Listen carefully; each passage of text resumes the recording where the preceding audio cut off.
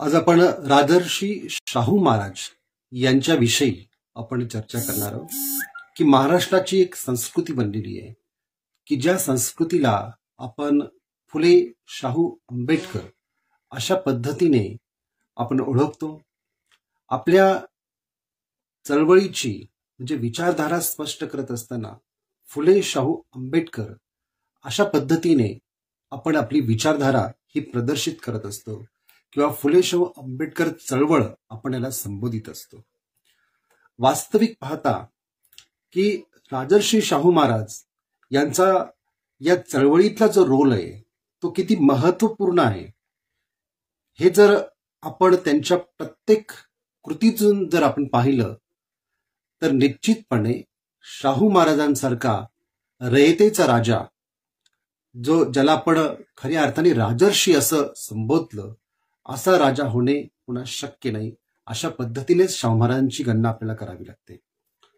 येणाऱ्या 26 जुलैला आपण शाहू महाराजांची जयंती सर्वत्र ठिकाणी साजरी करत असतो आणि ही जयंती साजरी करत असताना मला माणगाव या परिषदेमध्ये डॉक्टर बाबासाहेब आंबेडकरांना की दलितांचा खरा नेता हा आता प्राप्त झालेला आहे अशा पद्धतीचं संबोधन करणे आणि बाबासाहेबांकडे हे नेतृत्व प्रदान करणे हीच मोठी प्रचंड मोठी कामगिरी ही शाहू महाराजांनी ही माणगाव म्हणजे कोल्हापूर या ठिकाणी झालेल्या परिषदेमध्ये स्पष्ट केली आणि त्यानंतरच खऱ्या अर्थाने शाहू महाराजांनी ही जबाबदारी बाबासाहेबांच्या नेतृत्वाखाली ही दिली आणि बाबासाहेबांना सर्वांनी नेता मानावा हे अधोरेखित केलं।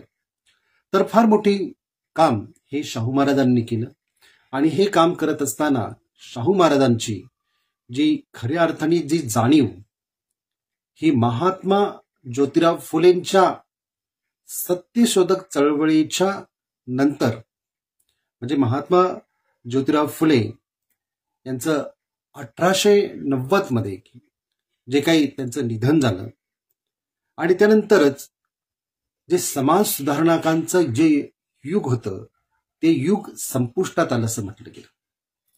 परंतु 1894 मध्ये शाहू महाराज म्हणजेच पूर्वीचे यशवंतराव घाटगे जे जयसिंगराव घाटगे यांचे सुपुत्र होते त्यांना दत्तक म्हणून ज्यावेळेस करवीर सरकारने किंवा करवीर संस्थानामध्ये घेण्यात आलं त्यावेळेस खऱ्या अर्थाने जी एक महात्मा ज्योतिराव फुलेंच्या नंतर म्हणजे जे सुधारणावादी जे कोणी लोक होते त्यांच्यानंतर ही चळवळ जी पोरकी झाली होती त्याला खऱ्या अर्थाने नेतृत्व प्रदान करण्याचं कार्य हे राजर्षी शाहू महाराजांनी केलेले। राजर्षी शाहू महाराज ज्यावेळेस या त्यांचा राज्याभिषेक झाल्यानंतर एक फार मोठं प्रकरण त्यांच्या संदर्भात घडलं ज्याला वेदोक्त प्रकरण म्हणून संबोधलं जातं, ज्याचे पडसाद समग्र या देशामध्ये त्या काळातील हिंदुस्थानामध्ये पसरले होते। आणि या प्रकरणामध्ये शाहू महाराजांना एका सर्वसाधारण पुजाऱ्याने त्यांची अंघोळ करत असताना वेदोक्त पद्धतीने पूजा न करता पूर्णोक्त पद्धतीने पूजा केली आणि या संदर्भातील खुलासा ज्यावेळेस झाला त्यावेळेस महाराष्ट्रातील ज्यांनी महाराष्ट्राचा इतिहास मराठी भाषेचा इतिहास लिहिला असे राजाराम शास्त्री भागवत यांनी या प्रकरणामध्ये राजर्षी शाहू महाराजांची बाजू उचलून घेतली आणि हे कसं चुकीचं आहे हे त्यांनी त्यांच्या लेखातून त्यांच्या भाषणातून स्पष्ट केलं आणि शाहू महाराजांना खऱ्या अर्थाने तुम्ही शूद्र आहात म्हणून तुमची एका सर्वसामान्य ब्राह्मण पुजाऱ्याने हा जो केलेला जो अपमान आहे हा अपमान म्हणजेच काय तर शूद्र व्यक्तीची जे स्नान करत असताना किंवा पूजा त्यांच्या संदर्भात घ्यायची असेल तर ती वेदोक्त पद्धतीने घेतली जात नाही पूर्णोक्त पद्धतीने घेतली जाते याच्या संदर्भातील विस्तृत माहिती त्यांनी पुरवली आणि हा जो अपमान आहे हा अपमान शाहू महाराजांनी वैयक्तिक न घेता हा बहुजन समाजाचा अपमान आहे अशा पद्धतीने त्यांनी तो घेतला आणि तेव्हापासून त्यांच्या मनामध्ये बहुजनांचा उद्धार केल्याशिवाय गत्यंतर नाही, म्हणून त्यांनी समाज सुधारणांचं हे कार्य आपल्या हातामध्ये घेतले आणि त्यांचं कार्य तेव्हापासूनच सुरू झालं. त्याला जोड जी मिळाली की या प्रकरणानंतर जे अस्पृश्यता मानत नव्हते, परंतु वेद उच्चारण्याचा किंवा वेदांचे अधिकार हे सगळ्यांना मिळले पाहिजे, अशा पद्धतीने संपूर्ण देशभरामध्ये चळवळ करणारा एक आर्य समाजी ग्रुप जो होता किंवा आर्य समाज जो होता, या आर्य समाज त्यांना जवळचा वाटला. आर्य समाजाचे त्यांनी अनुयायित्व पत्करलं आणि त्यानंतर त्यांनी बरीचशी या महाराष्ट्रामध्ये त्यांची एक प्रकारे विचारांची जागृती करण्याचं काम केलं. परंतु ते त्यांच्या समाजाच्या कोणत्याही चौकटीमध्ये त्यांनी स्वतःला बांधून घेतलं नाही. सत्यशोधक समाजाच्या बाबतीतही त्यांनी तेच केलं की सत्यशोधक समाज जो होता की महात्मा ज्योतिराव फुलेंनंतर अतिशय कमी प्रमाणामध्ये सत्यशोधक समाजाचं कार्य व्हायला लागलं. परंतु शाहू महाराजांच्या वैचारिक प्रेरणेमुळे शाहू महाराजांनी जे निश्चय केला होता की अस्पृश्यता निवारण करण्याचा, किंवा शाहू महाराजांनी निश्चय केला होता की त्यांच्या कोल्हापूर या ठिकाणच्या संस्थानामध्ये कोणत्याही प्रकारे असमानता न पाळण्याचा, सर्वांना समान संधी मिळवून देण्याचा, तर या सगळ्या गोष्टीवरती किंवा जातीभेदाला सर्वस्व नष्ट करण्यासाठी किंवा वर्ण व्यवस्थेला त्याच्यावरती घणाघाती हल्ला करणाऱ्या या सर्व प्रकारच्या मानसिक भूमिकेतून त्यांनी सत्यशोधक समाजाला देखील तितकंच जवळ केलं आणि सत्यशोधक समाजाला देखील त्यांनी अधिक बळ प्रदान केलं. मग ते मानसिक स्वरूपातून, सामाजिक स्वरूपातून, आर्थिक स्वरूपातून बळ प्रदान केलं. यामध्ये भास्करराव जाधव, रावबहादूर लठ्ठे, डोंगरे, यादव यांच्यासारखे महाराजांचे जे अनुयायी होते ते या सत्यशोधक समाजास लाभले आणि त्यांनी जी मृतवत झालेली सत्यशोधक समाजाची चळवळ जी होती ती जोमाने फुफवली. याचं समग्र श्रेय हे पुन्हा शाहू महाराजांनाच जातं. म्हणून सत्यशोधक समाजाचं कार्य देखील त्यांनी खूप वाढवलं. ते फक्त महाराष्ट्रामध्येच नाही तर महाराष्ट्राच्या बाहेर देखील, भारतामध्ये आणि भारतामध्येच नव्हे तर त्यांच्या कोल्हापूर संस्थानामध्ये देखील त्यांनी प्रचंड प्रमाणामध्ये त्यांनी हे कार्य वाढवण्यास सुरुवात केली. परंतु सत्यशोधक समाजाचं त्यांनी अनुयायित्व नाही पत्करलं किंवा त्या समाजाच्या चौकटीमध्ये ते राहिले नाही. आज त्यांना आपण सत्यशोधक समाजी आपण म्हणतो, परंतु शाहू महाराजांनी त्यांची जी वैचारिक बैठक जी होती ही बैठक पूर्णपणे मुक्त अशा पद्धतीने ठेवली होती आणि म्हणून त्यांनी या समाजाचं देखील अनुयायित्व पत्करलं नाही, मात्र या समाजाला सर्व स्तरावरती त्यांनी मदत करायला सुरुवात केली. त्याचप्रमाणे या ठिकाणी प्रार्थना समाजाचं कार्य करणारे महर्षी विठ्ठल रामजी शिंदे होते. हे देखील अस्पृश्यता निवारण्याचं काम करत होते.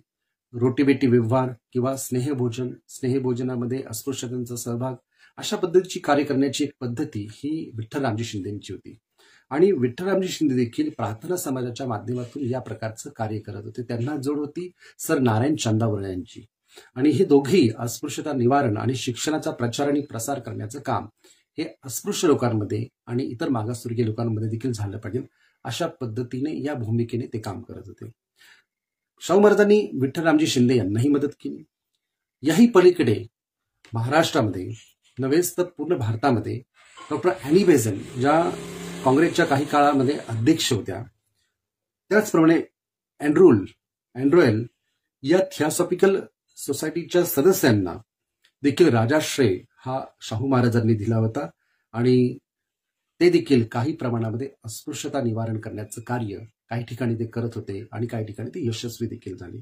परंतु शाहू महाराजांनी या कोणत्याच समाजाचं अनुयायित्व पत्करलं नाही, स्वतःला अशा कोणत्याच चौकटीमध्ये त्यांनी बांधून घेतलं नाही. मात्र त्यांनी म्हणजे खऱ्या अर्थाने त्यांना जो वारसा जो लाभला तो महात्मा ज्योतिराव फुलेंचाच लाभलेला आहे. कारण की जरी त्यांनी कोणत्याही प्रकारचं अनुयायित्व जरी पत्करलं नसलं तरी देखील की राजर्षी शाहू महाराज हे महात्मा ज्योतिराव फुलेंचे वारसदार का ठरतात? कारण समाजातील वर्णभेद, समाजातील जातीभेद, समाजामध्ये असणारी अस्पृश्यता, ब्राह्मणी अहंकार यावर प्रहार करून बहुजन समाजाच्या प्रगतीसाठी किंवा त्यांच्या सामाजिक आणि शैक्षणिक प्रगतीसाठी त्यांच्यामध्ये शिक्षणाचा प्रसार व्हावा, अस्पृश्यता निवारण व्हावी, ही महात्मा ज्योतिराव फुलेंनी उचललेली कार्यच ही महाराजांनी जोमाने चालवली.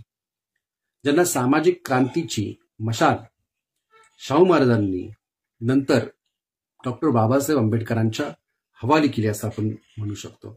कारण की डॉक्टर बाबासाहेब आंबेडकरांच्या संदर्भामध्ये देखील आपण एक गोष्ट लक्षात घेतली पाहिजे की ज्यावेळेस बाबासाहेब 1920 साली हे अमेरिकेहून MA PhD घेऊन परतले आणि याचं वृत्त टाइम्स ऑफ इंडियामध्ये ज्यावेळेस छापून आलं आणि ते वृत्त शाहू महाराजांनी ज्यावेळेस वाचलं, त्यामुळे शाहू महाराजांनी काही लोक जी आहेत त्यांचे काही जे सहकारी आहेत त्यांनी त्यांना मुंबईला पाठवलं आणि मुंबईला पाठवून डॉक्टर बाबासाहेब आंबेडकर कुठे राहतात म्हणजे ते त्या काळामध्ये ज्या ठिकाणी राहत होते त्या ठिकाणी त्यांचा पत्ता शोधायला लावला, परंतु त्यांना काय तो पत्ता सापडला नाही.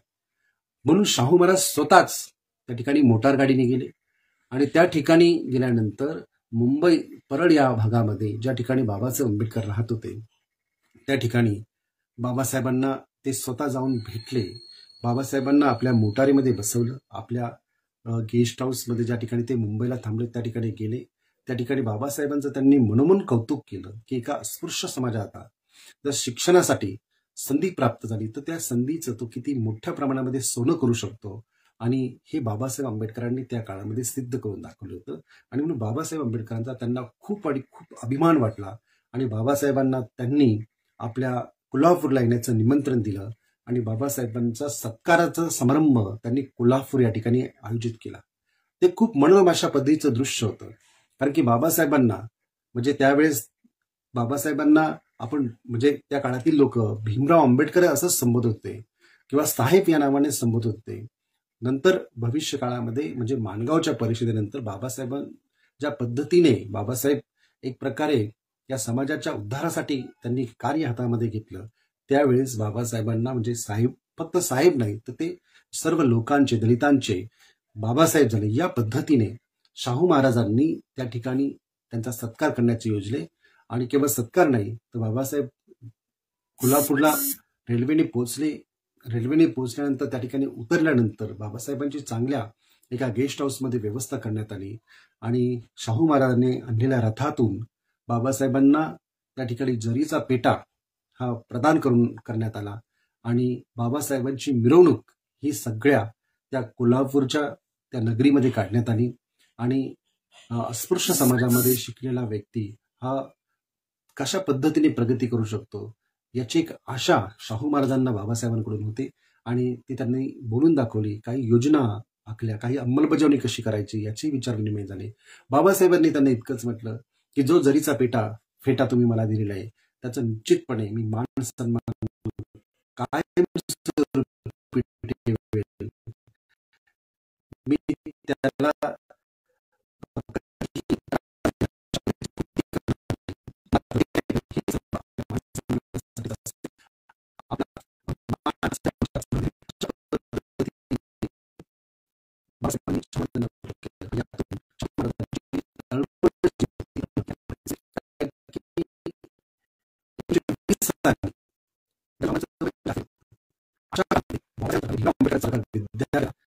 आणि इथून पुढे या समाजाचा उद्धार करता हा डॉक्टर भीमराव आंबेडकर बनणार आहे, डॉक्टर बाबासाहेब आंबेडकर बनणार आहे. अशा पद्धतीचं माणगाव परिषदेमध्ये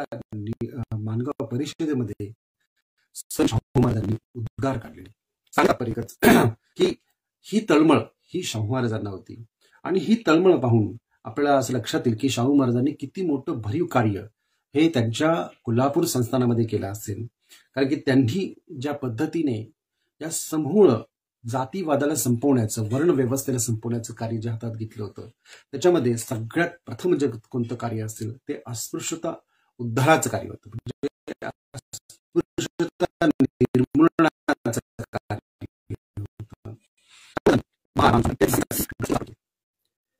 केवळ वसतिगृह स्थापन केली नाही तर विद्यार्थ्यांना मोफत शिक्षण मिळालं पाहिजे, त्यांना शाळा कॉलेजची दारं खुली केली पाहिजे, त्यांच्यासाठी त्याकरिता स्कॉलरशिपच्या योजना ठेवल्या. अस्पृश्यांपैकी जे शिकून तयार झालेले आहेत अशा लोकांना राज्यकारभारामध्ये त्यांनी घेतलं. आपल्या राज्यातील 50% जागा मागासवर्गीयांसाठी त्यांनी राखून ठेवल्या आणि तशा प्रकारचा त्यांनी जाहीरनामा हा प्रसिद्ध केला आणि नुसतं प्रसिद्ध नाही केला तर तो अंमलात आला. तेव्हापासून आपण सांग म्हणतो की शाहू महाराजांनी 50% आरक्षण हे अस्पृश्यांसाठी किंवा मागासवर्गीयांसाठी ठेवलं होतं, जे भारतामध्ये नंतर मंडल आयोगानंतर आपण पाहतो की त्याची अशा पद्धतीची अंमलबजावणी ही चालू झाली आपल्याला पाहायला मिळतं. तर देशातील हा एक पहिला राज्यकर्ता होता ज्यांनी अस्पृश्यांपैकी महारांना पिढ्यानपिढ्या गुलामगिरीत खितपत पडलेल्या ज्या महार वतन जे होतं ते महार वतन खालसा करून ते मुक्त केलं आणि मुक्त करून त्यांच्यासाठी हा एक शेतीचा मार्ग खुला झाला. अस्पृश्यावरती होणारे जुलूम म्हणजे त्या काळामध्ये असणारे बेटबिगारी पद्धती तर ती कायद्याने त्यांनी रद्द केली. अस्पृश्यांवरती होणारा आणखीन एक जुलूम म्हणजेच काय तर हजेरीची सक्ती, म्हणजे या जातीला एक प्रकारची क्रिमिनल जात म्हणून संबोधलं होतं. तर अशा जातींची हजेरीची जी पद्धत होती ती शाहू महाराजांनी बंद केली.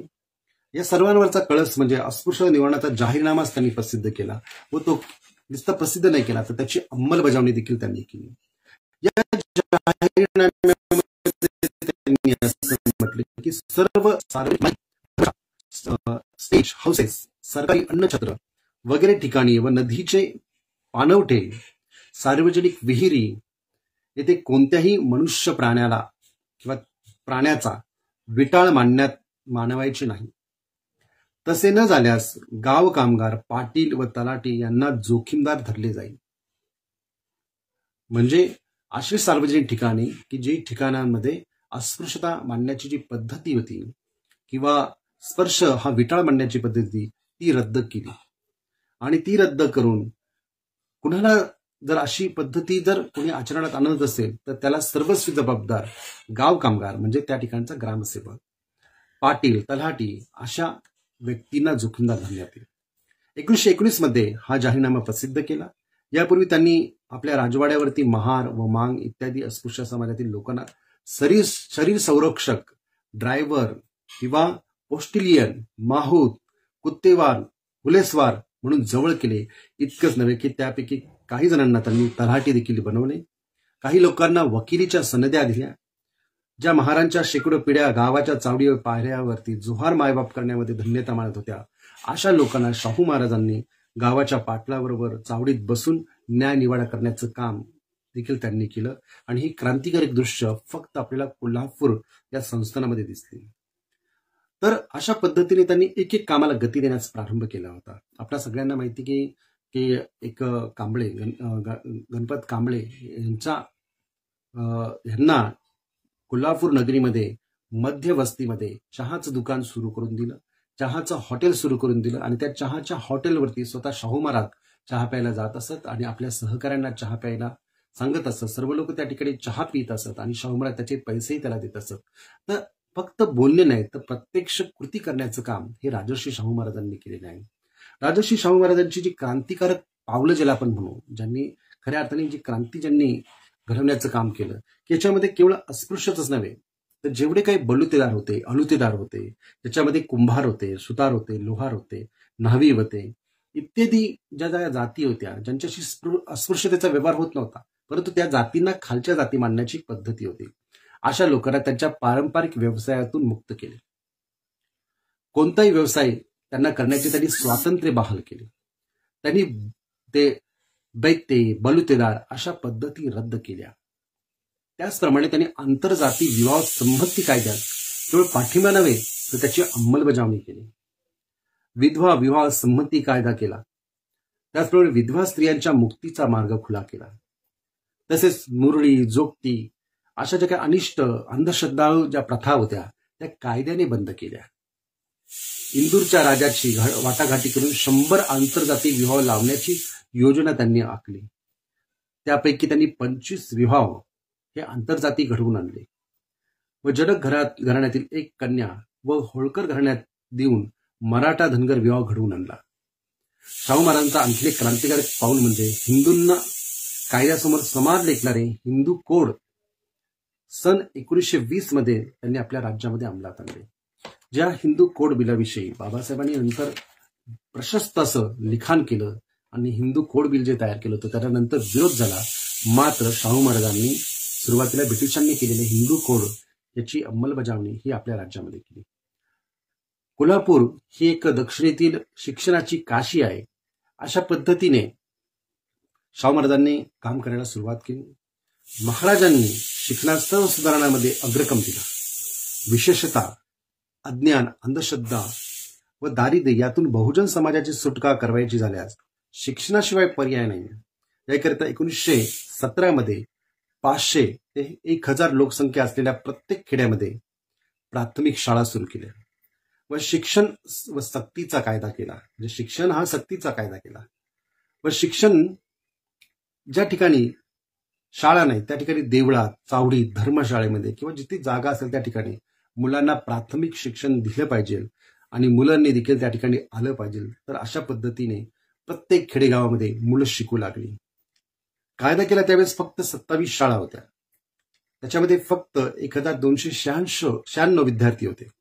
अवघ्या 5 ते 6 वर्षामध्ये 420 शाळा ह्या तयार झाल्या व त्याच्यामध्ये 22,000 विद्यार्थी शिकू लागले. त्याचप्रमाणे जातवार विद्यार्थी वसतिगृह सुरू केली. म्हणजे जातींची वसतिगृह त्या ठिकाणी विद्यार्थी येत असत, परंतु शाहू महाराजांचं जे उद्दिष्ट होतं की जरी जातींची वसतिगृह जरी असली तर विद्यार्थ्यांनी प्रथम त्या ठिकाणी आलं पाहिजे आणि नंतर त्यांच्यामध्ये हळूहळू हे बदल घडले जातील. नाहीतर सर्व मिक्स अशा पद्धतीने जर वसतिगृह असतील तर त्या ठिकाणी अनेक विद्यार्थी येणार नाही, ते जातीवाद पाळतील. म्हणून जातीवार विद्यार्थी वसतिगृह त्यांनी सुरू केली. विद्यार्थ्यांना त्यांनी यायला भाग पडलं. या विद्यार्थ्यांमध्ये मराठा, जैन, लिंगायत, प्रभू, पांचाळ, ब्राह्मण, सुतार, नाभिक, देवांग, शिंपी, महार, ढोर, चांभार, मुस्लिम व ख्रिस्ती अशा नानाविध जातींच्या व धर्माच्या लोकांच्या राहण्याची व जेवणाची व्यवस्था होईल अशी वसतिगृह निर्माण केली. पुढे हे कार्य कर्मवीर भाऊराव पाटलांनी केलं, परंतु त्यांनी जातीवार नाही तर त्यांनी जे वसतिगृह सुरू केली तर सर्व जाती धर्माची लोक एका वसतिगृहामध्ये राहतील अशा पद्धतीची वसतिगृह त्यांनी सुरू केली. म्हणजे शाहू महाराजांच्या कार्याची गती ही त्यांनी अधिक तीव्र केली आणि शाहू महाराजांना अपेक्षित कार्य हे त्यांनी करायला सुरुवात केली. म्हणजे सांगायचं तात्पर्य असं की शिक्षणामध्ये प्रचंड प्रमाणामध्ये सुधारणा करणे, प्राथमिक शाळा, कॉलेजेस यांची निर्मिती ही नंतरच्या काळामध्ये अधिक वाढीस लागली आणि म्हणून शाहू महाराजांनी शिक्षणाचा पाया हा अतिशय मजबूत केला कोल्हापूर संस्थानामध्ये. आणि महाराष्ट्रातील अनेक लोक शिक्षणासाठी जसं पुण्यामध्ये यायचे तसे ते कोल्हापूरला देखील जाऊ लागले. कोल्हापूरला अनेक जाती धर्माची, सगळ्या प्रकारच्या जातींची, धर्मांची विद्यार्थी त्या ठिकाणी शिक्षण घेऊ लागले. यातून पुढे शाहू महाराजांनी नाट्य आणि गायनात देखील जे कलागुणांनी युक्त असे विद्यार्थी होते त्यांना देखील खूप मदत आणि त्यांना देखील त्यांचा सन्मान केला. आपल्या राज्यामध्ये त्यांनी अधिक आणि अधिक राजाश्रय देण्याचं काम त्यांनी केलं. त्यामध्ये नटसम्राट बालगंधर्व, संगीत सूर्य केशवराव भोसले, त्याचप्रमाणे प्रतिभावंत कलाकार म्हणून शाहू महाराजांनी ही या महाराष्ट्रात दिलेली देणगीच आहे असं म्हणता येईल. त्यामध्ये विष्णुपंत पारनीस, दत्तोबा भोसले, गोविंदराव टेंभे, शंकरराव सरनाईक हे गुणी कलावंत त्यांना मिळाले. या थोर कलावंत परंपरेतून पुढे आनंदराव पेंटर, बाबूराव पेंटर, भालजी पेंढारकर, भाऊजी Pendharkar, Baburao Pendharkar, V Shantaram, master Vinayak, master Vitthal हे थोर कलावंत भारतीय चित्रपटसृष्टीला मिळाले. ते कोल्हापूरची देणगीच आहे. 1915 मध्ये रोम या ठिकाणी शाहू महाराज प्रवासासाठी गेले असताना त्या ठिकाणी त्यांनी रोम या ठिकाणची नाट्यगृह पाहिली. ती पाहून त्यांना अशा प्रकारची नाट्यगृह ही आपल्या कोल्हापूर संस्थानामध्ये असली पाहिजे म्हणून त्यांनी पॅलेस थिएटर हे बांधले आणि पॅलेस थिएटरमध्ये अनेक कलावंत त्या ठिकाणी प्रॅक्टिसला जात असत आणि त्यांना त्या ठिकाणी एक नव्या गोष्टी त्यांना प्राप्त होत गेल्या.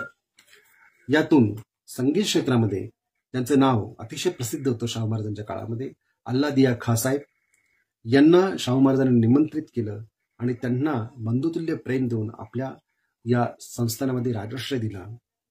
यामध्ये खासाहेबांना जे शिष्य लाभले त्याच्यामध्ये भास्कर बुवा बकले, मंजिखा, बुंजिखा, केसरबाई केरकर, मोगूबाई कुर्डीकर, गोविंदबा शाळीग्राम, शंकरराव सरनाईक असे नामवंत कलाकार हे त्यांनी मराठी या संगीत भूमीला दिले.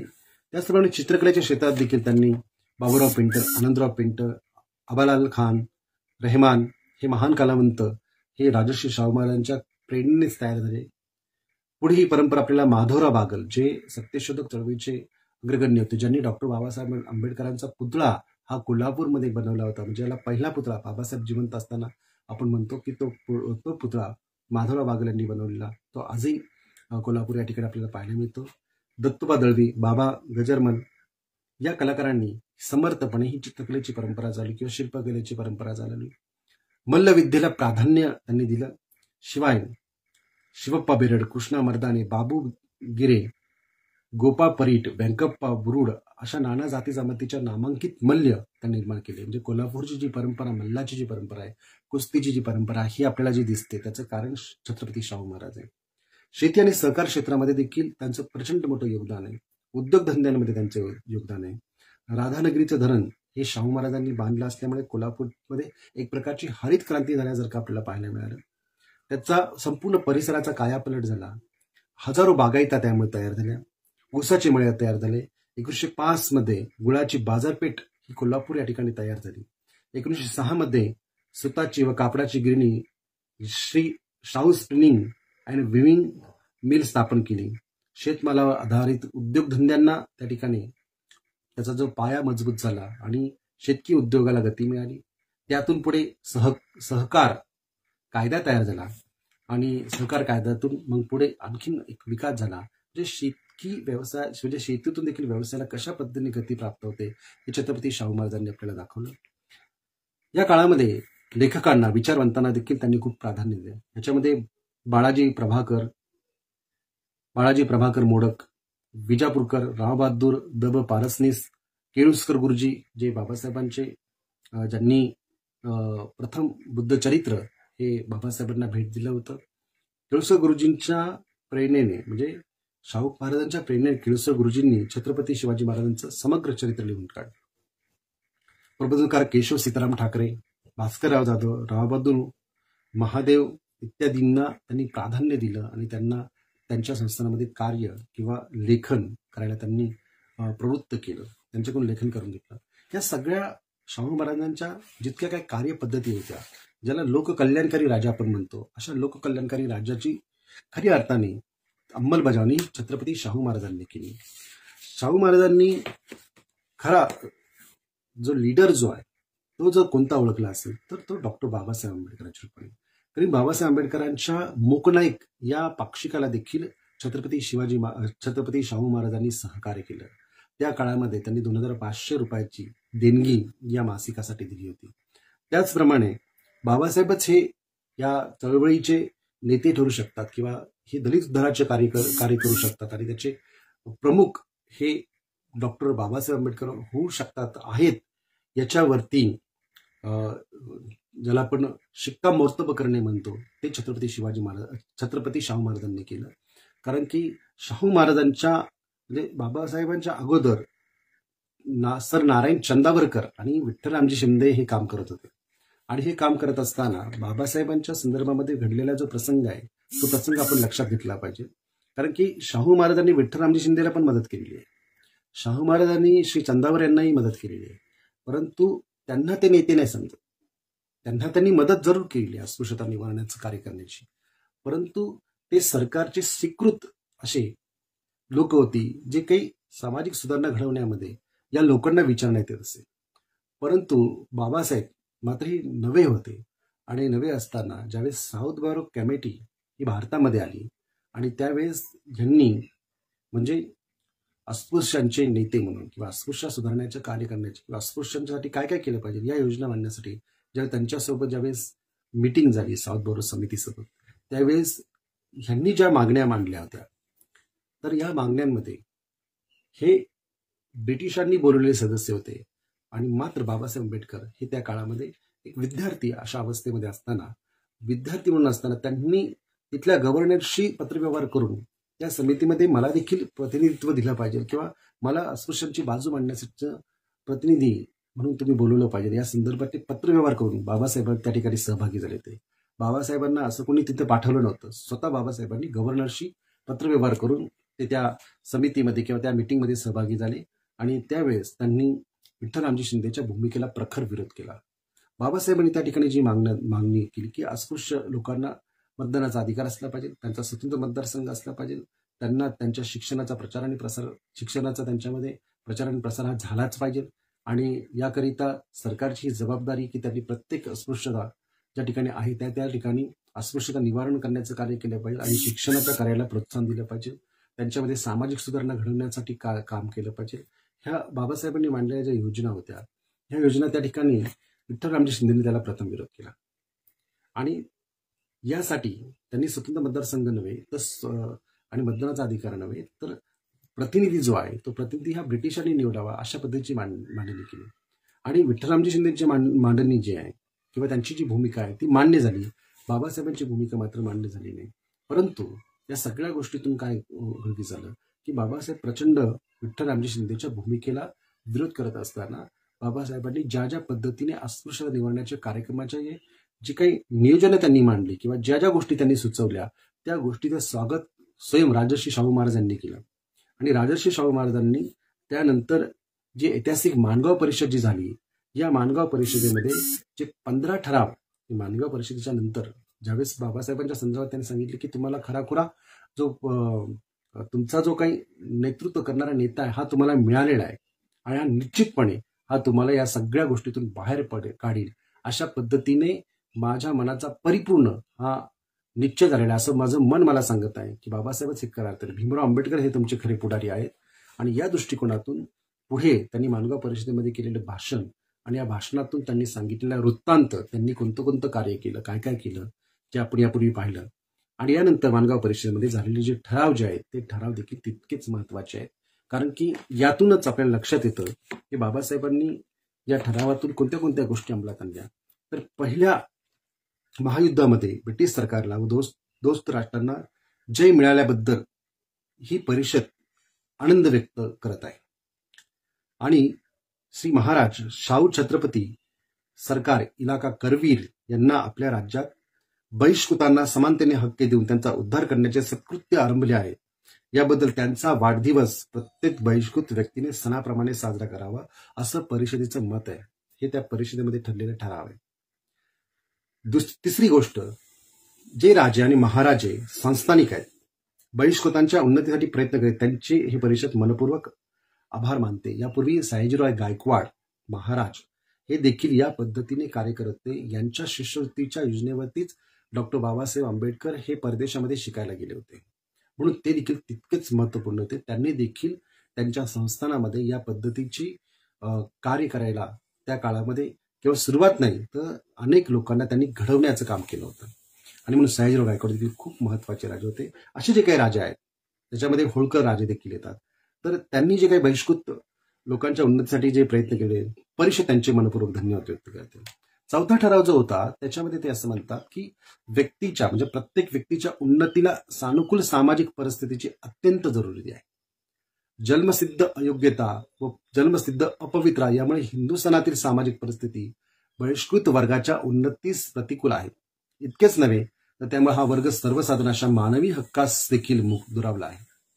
बहिष्कृत लोक हिंदी साम्राज्याचे घटक आहेत व इतर हिंदी लोकांप्रमाणे त्यांना खालील मानवी हक्क आहेत.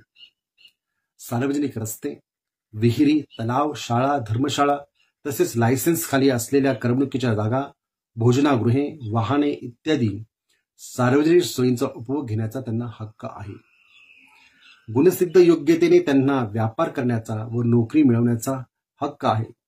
वरील हक्क उपयोगी येताना जेव्हा म्हणून अडचण पडेल त्यावेळेस ती दूर करायला सरकारने कायद्याने मदत केली पाहिजे असे परिषदेचे मत आहे.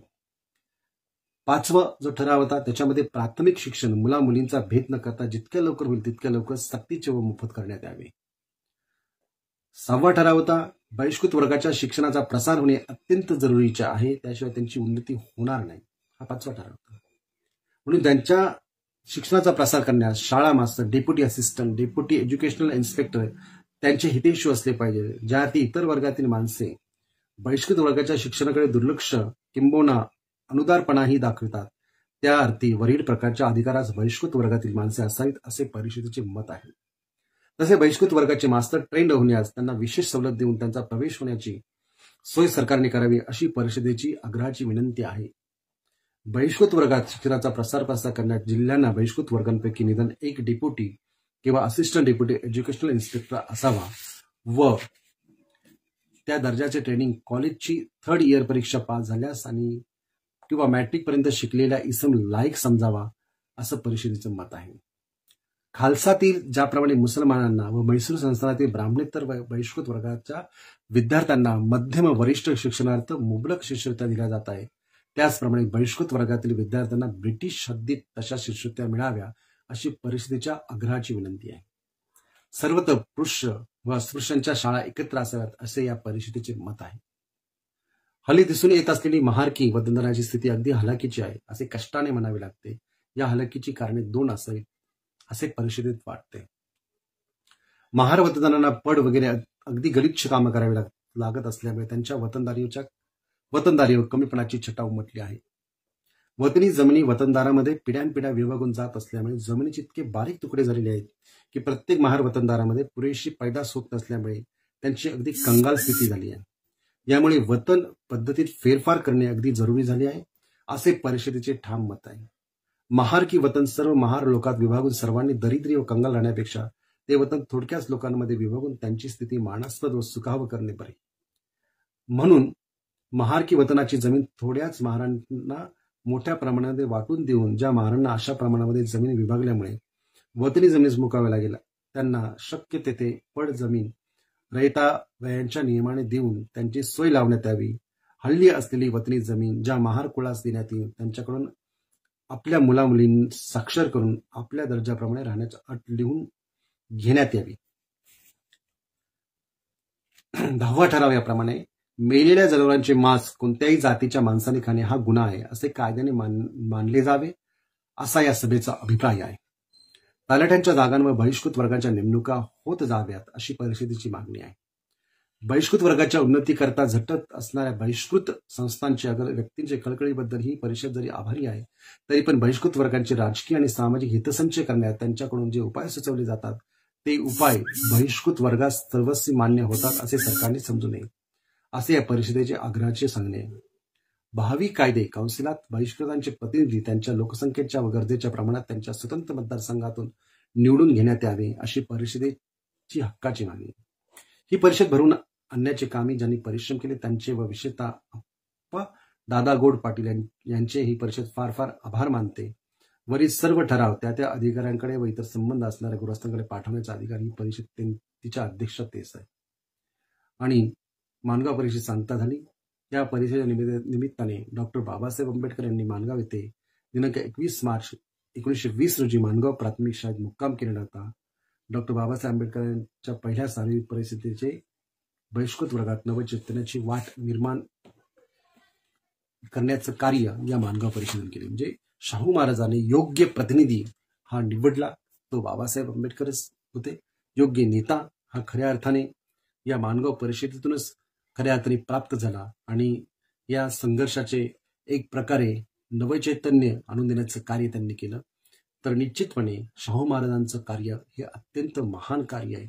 ते कार्य फक्त भाषण करण्याचं नाहीये, ते कार्य प्रत्यक्ष त्यांनी अंमलबजावणीमध्ये आणले आणि लोकांना ती सवय व्हावी यासाठी त्यांनी काम केलं. प्रचंड मोठं काम त्यांनी केलं आणि हे काम करत असताना त्याची धुरा ही मात्र डॉक्टर बाबासाहेब आंबेडकरांच्या हाती दिली आणि पुढे 1922च्या दरम्यान त्यांचं निधन झालं. तर ही एक मोठी बाबासाहेबांना पोकळी जाणवली की शाहू महाराजांमुळे किती कार्य करता आलं. बाबासाहेबांना स्कॉलरशिपच नव्हे तर बाबासाहेबांच्या पाक्षिकाला मदत केली. बाबासाहेबांना वेगवेगळ्या ठिकाणी त्यांनी मदत केली आणि हे कार्य त्यांनी तडीस नेण्यासाठी सदैव प्रयत्नशील राहा असं त्यांना सांगितलं. आणि बाबासाहेबांनी देखील याच पद्धतीने त्यांचा संकल्प पूर्ण केला आणि शाहू महाराजांना अपेक्षित कार्य पूर्ण केले. म्हणून आपण या समग्र चळवळीला फुले शाहू आंबेडकरांची किंवा शाहू फुले आंबेडकरांची चळवळ आपण जे संबोधतो त्याचं कारणच हे आहे की या चळवळीतून स्वातंत्र्य, समता, बंधुता आणि न्याय ही एक जी तत्व पुढे आली आणि या तत्वातून आपण समग्र ही चळवळ मानतो. आणि या चळवळीचा खरा पाया जो रचला तो महात्मा ज्योतिराव फुलेंनी आणि त्याचं कळस होण्याचं कार्य केलं हे डॉक्टर बाबासाहेब आंबेडकरांनी. आणि त्याला खऱ्या अर्थाने सर्व स्तरावरती मदत आणि प्रत्यक्ष अंमलबजावणी करण्याचं काम केलं ते राजर्षी शाहू महाराजांनी. म्हणून असा राजा होणे शक्य नाही.